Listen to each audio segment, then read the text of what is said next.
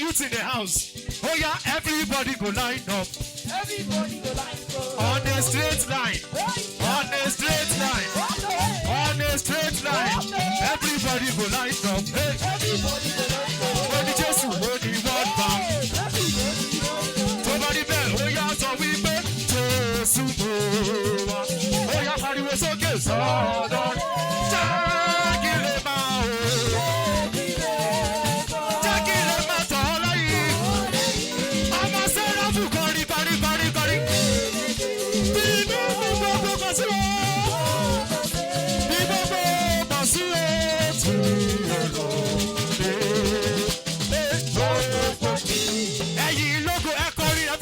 Hey, you know.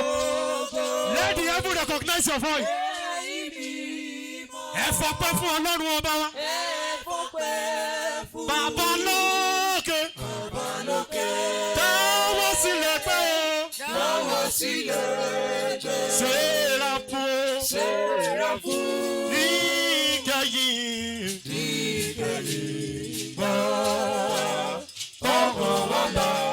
Sọ pé kò sí wa láti máa kọ́ orin bíi tí bá ní ògo. Orin bíi bá kọ́kọ́ rìn lọ sókè kíkọ́ ògo. Ọmọ Ọlọ́run níyà, tọ́lá tí máa bú sáyọ̀, èèyàn ní ilé wá sí, ọkọ̀ ọjà bẹ̀rì rẹ̀. Kí kò ṣe láwọn tó yà, bí ẹ bá wà lọ́kọ̀.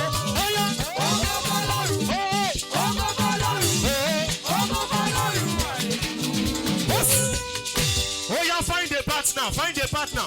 Hold somebody. Hold somebody. Hold somebody. Hold somebody. Are you ready?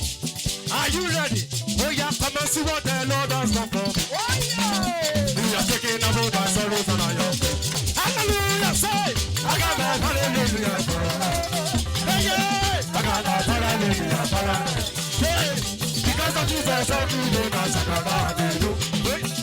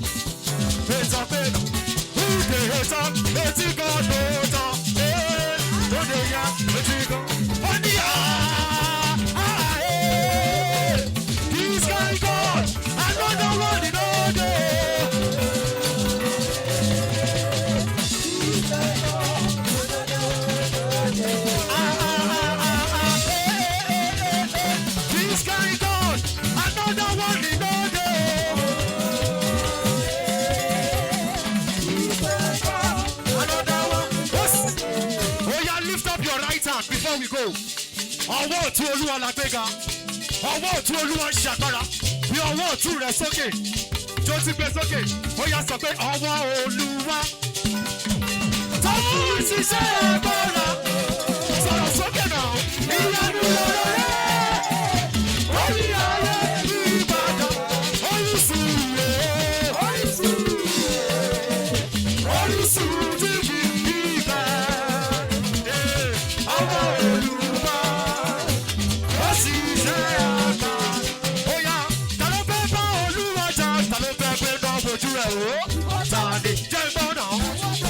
Sọ̀rọ̀ sókè. Níwájú ta. Ó yá sọ̀rọ̀ náà.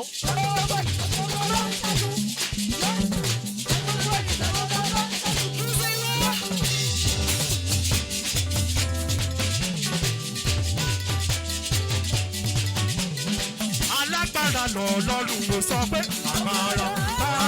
agbára ipò ó ní alágbára lọ lọ́rùn o agbára ipò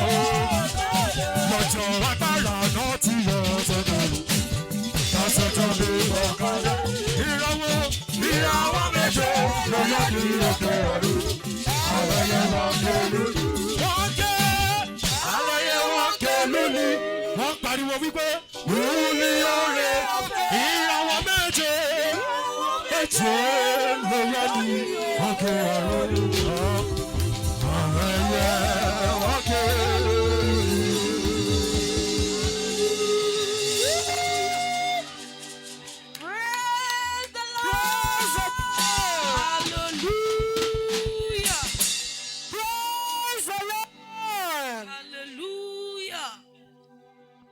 Praise the Lord. Ajoko.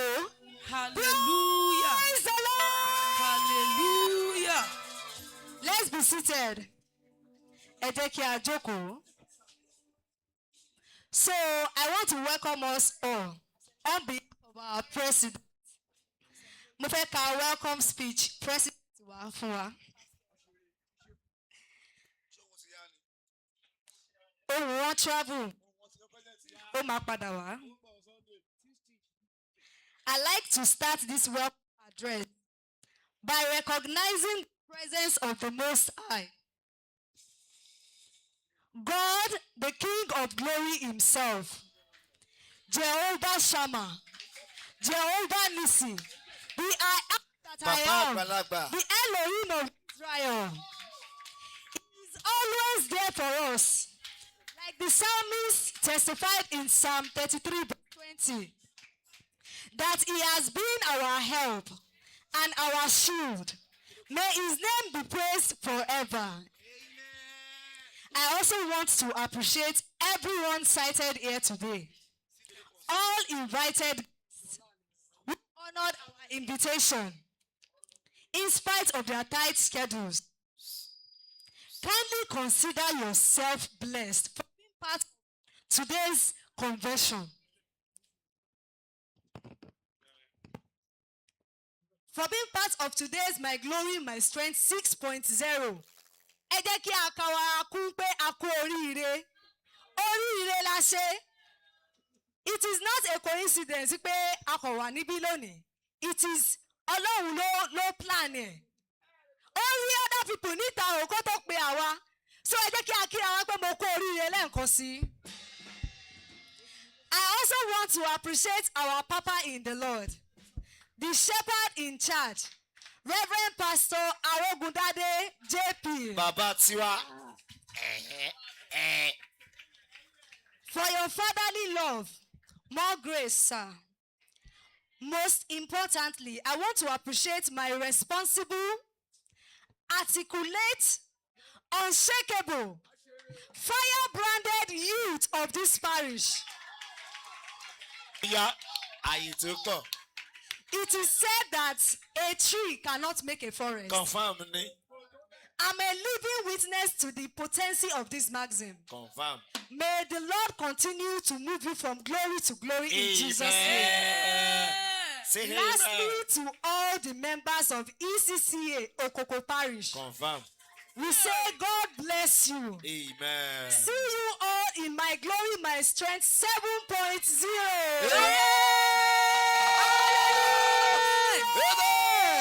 Glory, glory, glory, glory, glory, hallelujah. Oh, the pàtẹ́wọ́ fún Jésù. Are we tired? No. Are we tired? No. Are we tired? No. We are just getting started. Yes, so. Yes. This, can you help me in the presence of the Lord? Welcome, Minister To level. Zara Azan. Miss.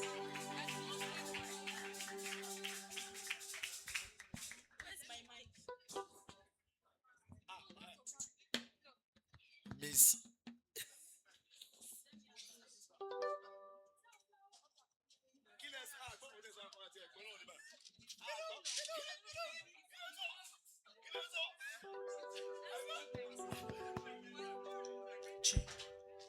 Amen.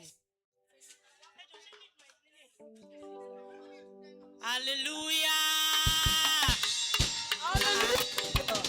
Èmi mọ̀ wípé a kì í ṣe hallelujah lórí ìjókòó níbí báyìí. Hallelujah sí Ọlọ́run àwọn Ọlọ́run ọba àwọn ọba. Ọba tó jẹ́ kí ọjọ́ ìní ṣe é ṣe. 6.0 kò ń ṣe kékeré now. God has been faithful. God has been our strength, and He will continue to be our strength. First of all, I want to thank my daddy in the Lord. Mo fẹ́ kí àwọn bàbá mi nínú Olúwa, àwọn ọmọ mi nínú Olúwa. Ẹ ṣé mo dúpẹ́ fún oore ọ̀fẹ́ tẹ́ fún mi láti wá bí lọ́jọ́ tí òní. It's a privilege for me to be here, and I'm so happy to be here. To the youth, thank you so much. Mo gbàládùra wípé a máa túbọ̀ máa tẹ̀síwájú ní lórúkọ Jésù. A máa máa lọ nínú ògo wọnú ògo ní lágbára Ọlọ́run.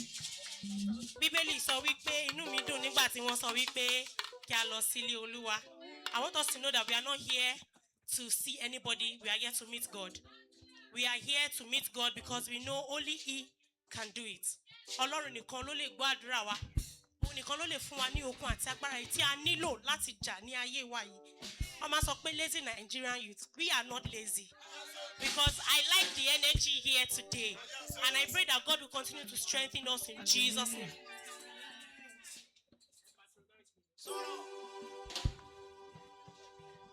Ẹ̀mí ọ̀run, gbàdúrà wa, wá gbénú ilẹ̀ yìí, sọ̀kalẹ̀ pẹ́, lágbára rẹ̀, wá ẹ̀mí mímọ́ wá o, wá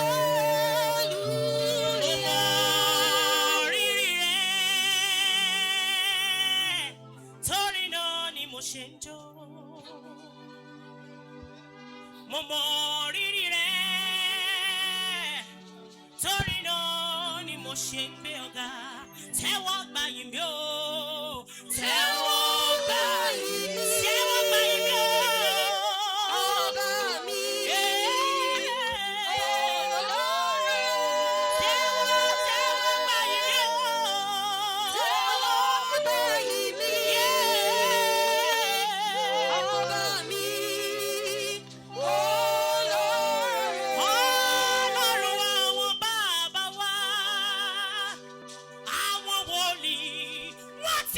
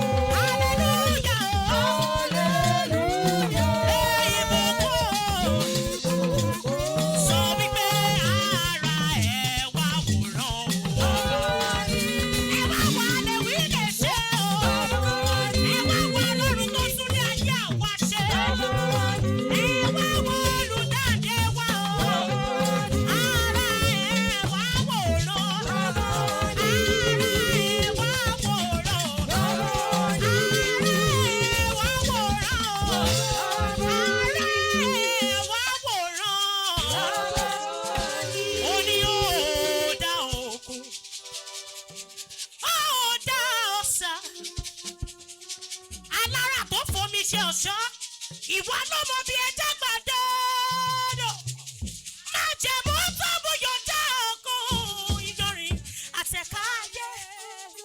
Ọ̀dà òkùnkùn bírímù. Ọ̀dà ìmọ̀lẹ̀. Ó ní ojú ọ̀run onílẹ̀kùn ó. Ó ń bèbí méjèèjì láì. Ṣàbíyèsí. Ó mú ẹ̀dá gbàgbọ́dá wáyé. Ibi tẹ̀ nígbà lọ́ba ẹnìkan jùlọ. Ẹni tí ò rí ọ. Ọlọ́run tó dá wọn. Òkè ìgbà ni èyí ni. Ẹ̀yìn ni mo fi ọpẹ́. A ní Ọlọ́run ó tó dá wọn. Òkè ìgbà ni ó. Ẹ̀yìn ni mo fi ọpẹ́. Tani wọ́n tún mẹ́ka. Tani wọ́n tún mẹ́ka. Bí kò ṣe bàbá lókè. Tani wọ́n tún fi ọpẹ́ mi fún ọ bí kò ṣe wọ́n Ọlọ́run bá. Ọba tó fọyé mi dára yìí ni ọba tó tún mi ṣe. Ọlọ́run.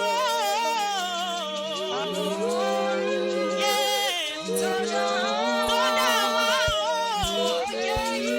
Òkè ìgbà ni ó.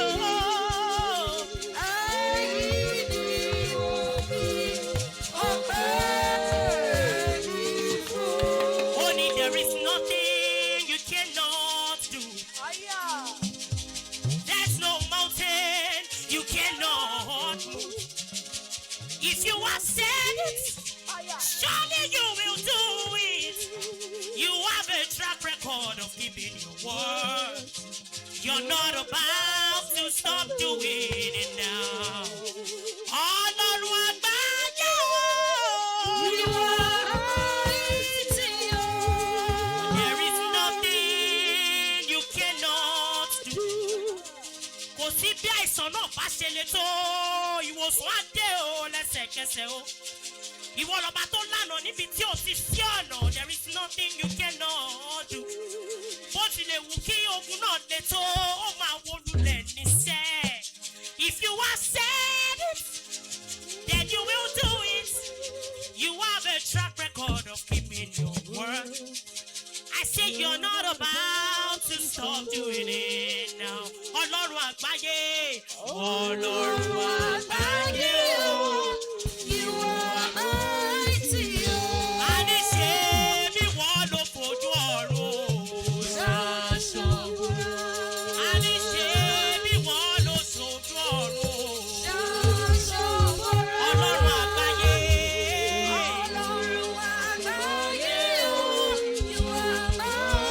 Àwọn tó fojoojúmọ́ rí oore ọ̀fẹ́.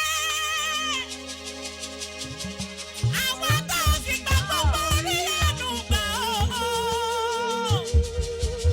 Àwọn tó dúró sí rí tí ò ní sí láíláí.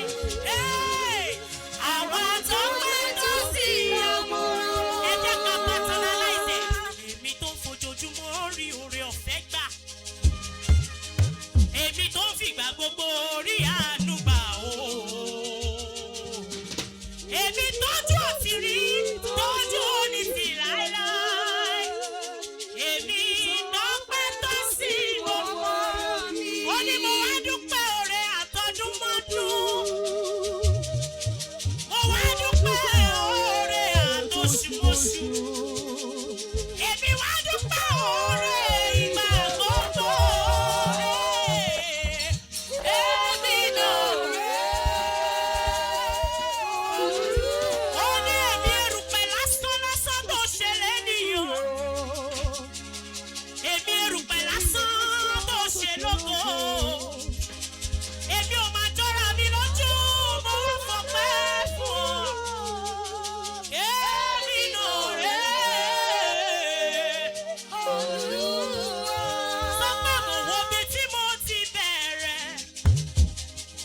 Mo wo bí tí mo bá dé.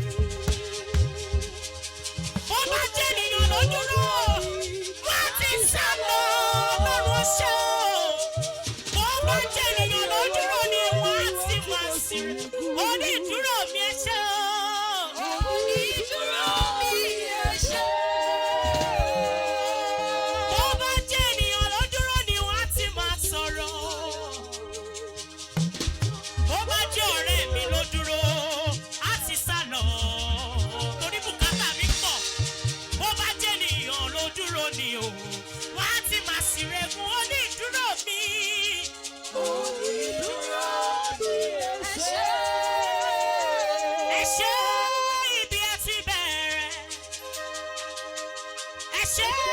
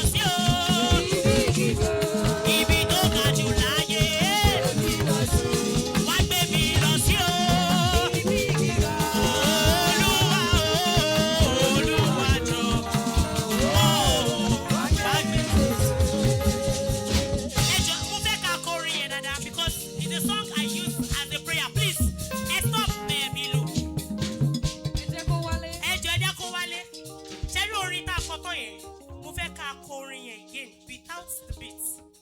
Just the piano, please. Orin yẹn mo máa fi ń ṣe prayer point, máa fi ń gbàdúrà mi. And Ọlọ́run máa ń dá mi lóhùn.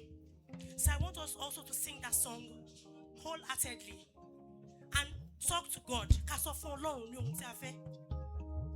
Olúwa, mú mi kúrò láginjù, mú mi lọ sáàfin láyé mi. Ìwọ ló mú Dáfídì ọba, ó mú kúrò láginjù, ó mú lọ sáàfin. Wá ṣe tèmi lọ sórísun ayé mi, orísun náà sàn, kígbe ayé mi lè nítumọ̀ sí ọ, kígbe ayé mi lè nítumọ̀ sí mi. Bàbá o, Olúwa, Olúwa, mú mi kúrò láginjù ayé o, mú mi lọ sáàfin láyé mi. Thank you so much. God bless you all. Glory!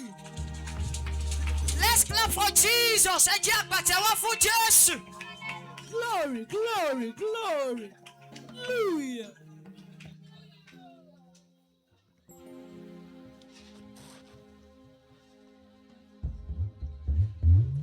Hallelujah. Hallelujah. Hallelujah. Hallelujah. My glory. My glory. My strength. My glory. My strength. Tí ṣe dáadáa o. Amen. Béèyàn bá ń ṣe my glory, my strength. Ó yẹ ká lè rá mi strength yẹn. Èèyàn kan sọ pé kò ní rẹ̀ mí láíláí. Kò ní rẹ̀ mí láíláí. Impossible. Wẹ́n tó wà lẹ́gbẹ̀ẹ́ rẹ̀ sọ pé àṣemí kọ́. Àṣemí kẹ̀rẹ̀. Sọ pé ayé mi ò ní bàjẹ́ láíláí. Ayé mi ò ní bàjẹ́ láíláí. Mo fẹ́ ká ṣe my glory, my strength dáadáa ni. Amen somebody. Ìwọ tó o bá mọ̀ pé okun ṣì ń bẹ nínú rẹ̀. Mo fẹ́ ká kí hallelujah mẹ́ta sọ́ba àwọn ọba. Kì í ṣe hallelujah lásán o. Amen somebody. Torí èmi nígbàgbọ́ wípé àṣálẹ́ yìí máa bí ohun tuntun láyé tèmi. Ó lè má ṣe gbogbo èèyàn mò ń bá sọ̀rọ̀. Somebody. Torí ọ̀gọ̀rọ̀ èèyàn ló máa ń wá nú pàdé. Ṣùgbọ́n àwọn díẹ̀ ló máa ń rí nǹkan gbámú. Ṣé wà pẹ̀lú mi báyìí lálẹ́ yìí? Ẹ̀wẹ̀ jẹ́ ń gbàdúrà fẹ́yàn kan ń bí. Kò ní ṣe bá a ṣe pọ̀ tó ní àṣálẹ́ yìí. Lórúkọ Olúwa tí ń jẹ́ Jehovah. Orí rẹ lohun tuntun máa tún bẹ̀rẹ̀. Àmì Jésù. Ṣẹ̀dẹ̀ máa mi wá lórí òkè yìí báyìí. Bẹ́ẹ̀ni. Mo gbàdúrà fẹ́yàn kan ń bí o.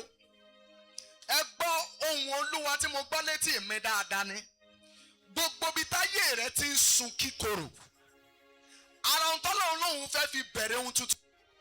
Lórúkọ Olúwa tí ń jẹ́ Jehovah. Ìwọ tá a ti ń pè ní Mara tẹ́lẹ̀tẹ́lẹ̀ rí. Látòní lọ orísun rẹ ó yẹ kó bẹ̀rẹ̀ sí ní sun àdúdùn. Àmì Jésù. Mo fẹ́ kẹ́ ẹ ṣe dáadáa.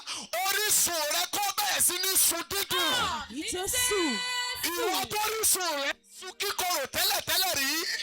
Gbóòrò Olúwa lẹ́nu mi ní ìpadà lọ́lé rẹ lẹ́yìn ìpàdé àṣálẹ́ yìí.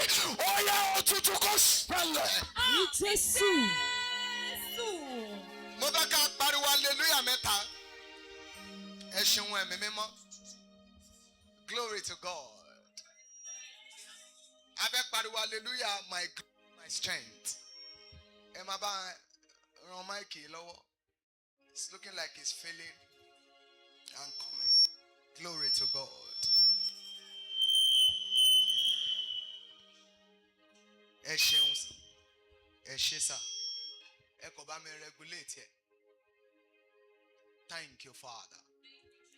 All right, after hoye hallelujah now. Amen somebody. Ẹ̀yin kan bẹ́ẹ̀ bá ṣe dáadáa nǹkan máa jábọ́ lára yín.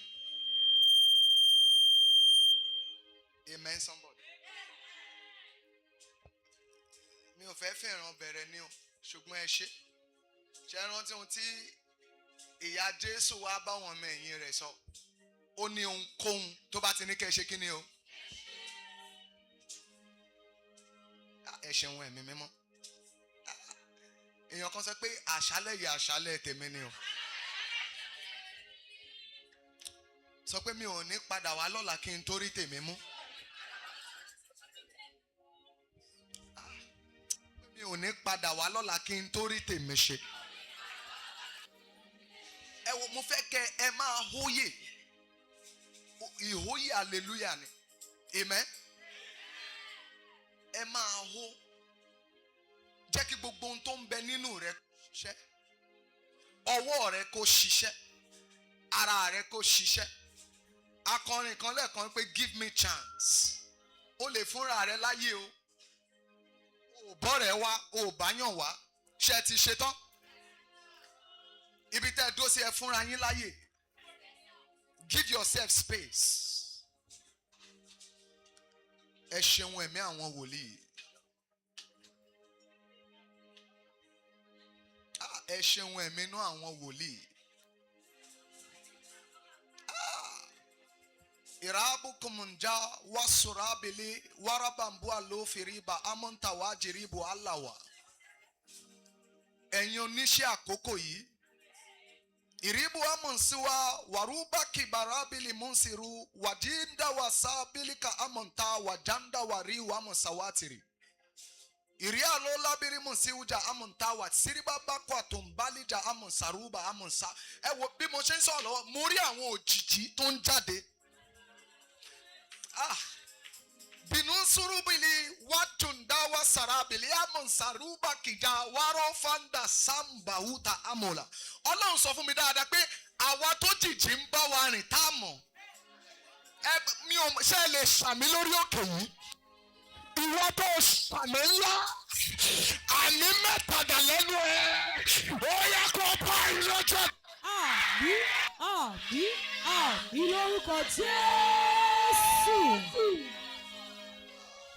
Thank you, Holy Ghost. Ẹ jẹ́ ká pariwo. A máa pariwo. Ẹ wẹ́ wá ṣeré o. Amen. Ṣé mọ̀dí? Gbogbo ìgbà tí n bá ti bóyá mò ń bọ̀ ní my glory tàbí tí n bá ti wá nǹkan máa ń ṣẹlẹ̀ láyé mi. Amen. Mi ò tí ì gbẹ́ wọnú ẹ̀ lọ́nu. Ẹ jẹ́ ká hóyè sí Jésù. A ti pariwo lẹ́ẹ̀kan ṣùgbọ́n mo fẹ́ kí Jésù gbọ́ nínú ìsálú ọ̀run. Ẹ máa ṣe dáadáa, nǹkan máa ṣẹlẹ̀ ń bí o.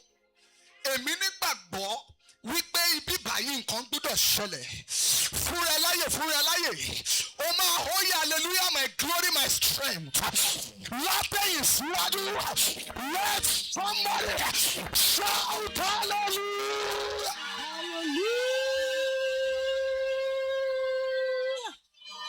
Ó yẹ kí wọ́n mọ̀ pé nǹkan ṣẹlẹ̀ ń bí. Shout hallelujah. Hallelujah. This is the last one. You will jump. You will jump. Let somebody shout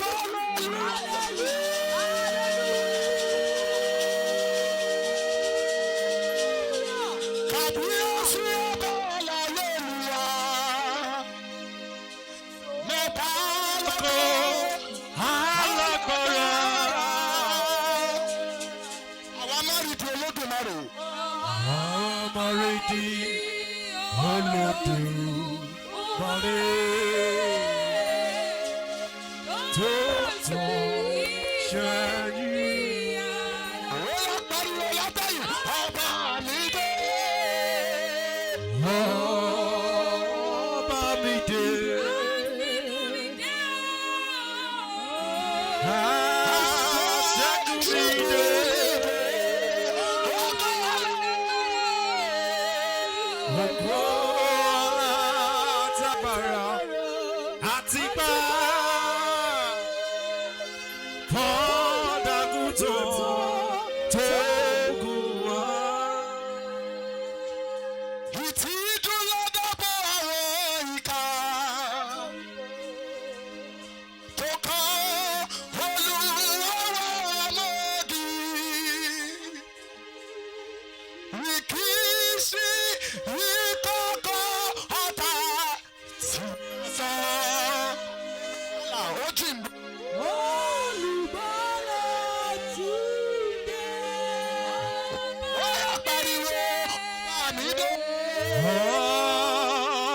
Ọba mi dé. Aṣẹ́gun mi dé. Aṣẹ́gun mi dé. Ògo ọlá àtagbára àtipá. Ògo ọlá àtagbára àti gbọ́. Kọ́dàgùtàn tó gùn wá. Ẹnu ọwọ́ yín méjèèjì dé. Amore, amore. Ibi ọba Ọba mi dé lónìí o. Àdúrà ni. ìwọ tó mọ̀rọ̀ lánàá kan tìrẹ o.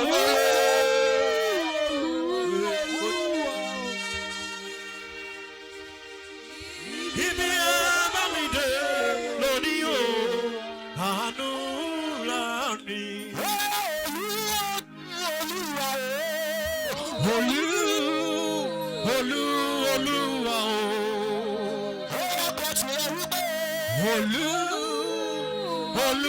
Olúwa o. Jésù amore. Omore. Ibi ọba mi dé. Ibi ọba mi dé lónìí o. Àdúrà ni oníbùú ọ̀rọ̀. Oníbù ọ̀rẹ́. Thank you, Lord. Àwa yóò máa sí dùgbẹ́. Oníbù ọ̀rẹ́. Ẹ bá ń kọjú sẹ́ni tó wà lẹ́gbẹ̀ẹ́ yín. Mo fẹ́ ká gbàdúrà ni o.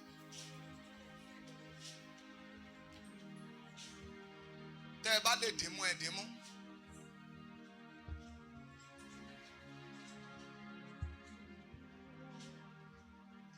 Inú ìjọ mi ni mo wà, so ìjọ àdúrà la wà yìí. Kó tó di ipò pẹ́. Kó tó di ipò pẹ́. Ọlọ́run àánú gbẹ́jọ́ mi rò. Ọlọ́run àánú gbẹ́jọ́ mi rò. Kó tó di ipò pẹ́. Kó